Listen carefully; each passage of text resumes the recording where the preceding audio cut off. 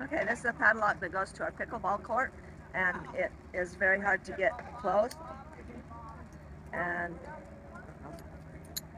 it opens okay, but it's got a lot of corrosion and stuff inside of it. So we're going to put some lubricant on it and make it work better.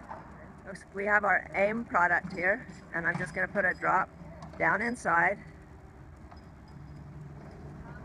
and a little bit on the shaft, and then a drop down in where the key goes, and then work it a few times.